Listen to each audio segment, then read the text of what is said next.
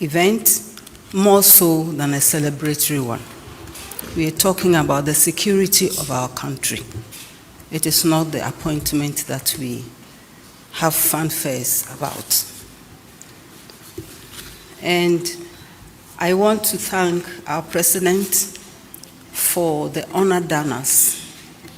And I want to assure him that as members of council, we will rise to the responsibility and ensure that his confidence is not misplaced.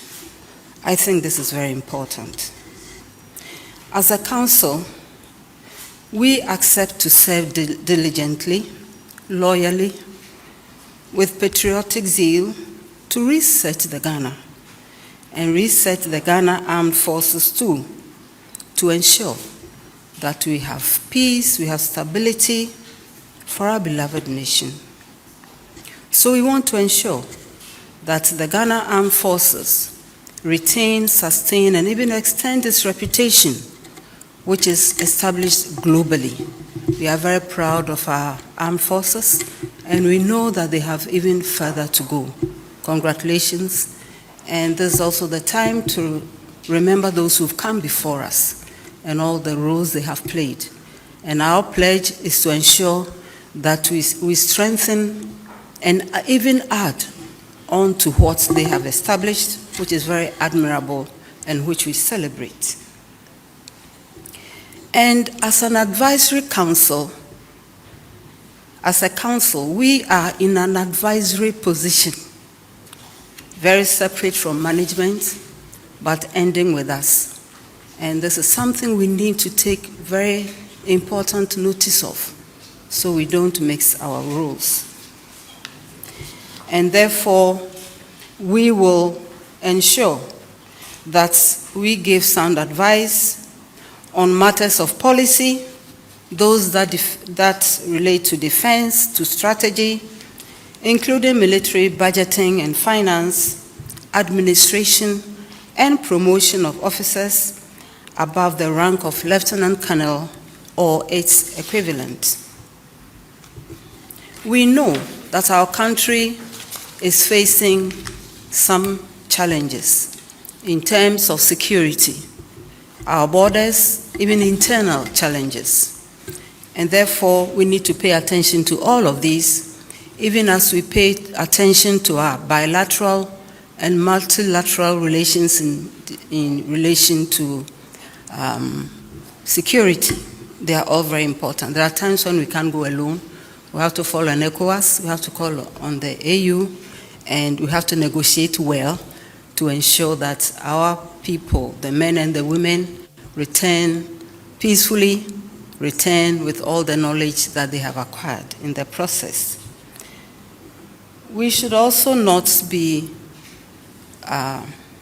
we shouldn't forget about other illegal things going on in the country. We have illegal mining, illegal logging, illegal, unreported, and unregulated fishing piracies, violent extremism, terrorism.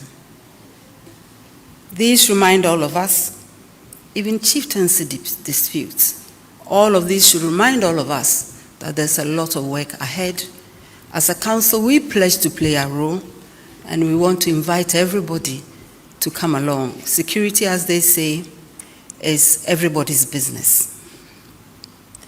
We also know that we are facing, an economic crisis. That's what it is.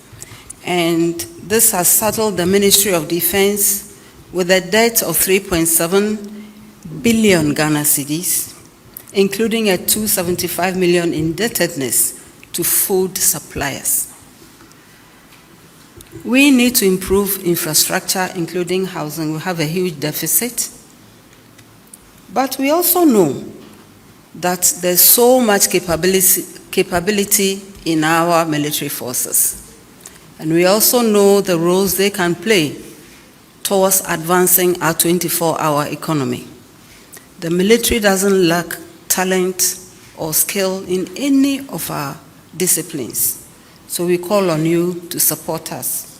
We have the DIHOC, that is the Defense Industrial Holding Company, and this requires private sector participation for food production, for infrastructural development, for many things.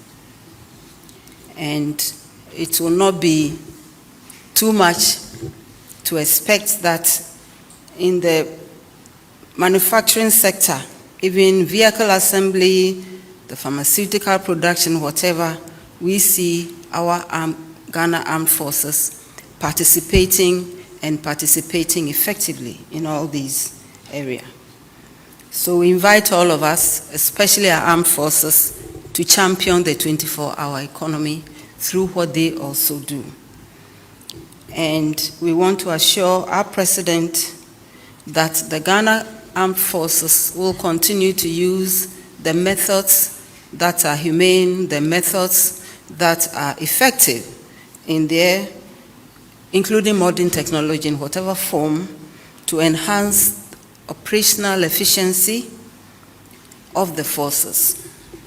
So, Mr. President, we want to thank you and we want to assure you that we'll carry the mandate you have reposed in us and we'll continue to dialogue with you whenever necessary.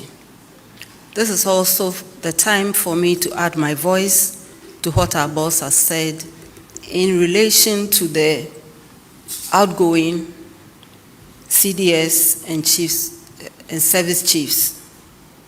We want to commend them highly for what they have done for this country.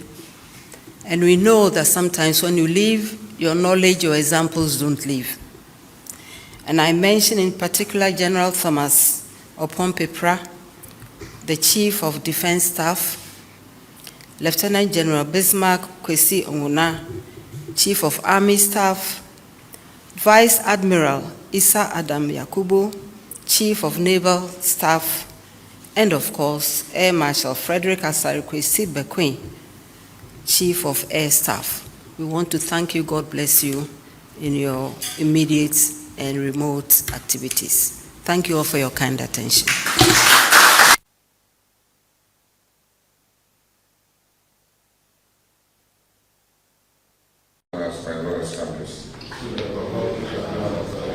That I will uphold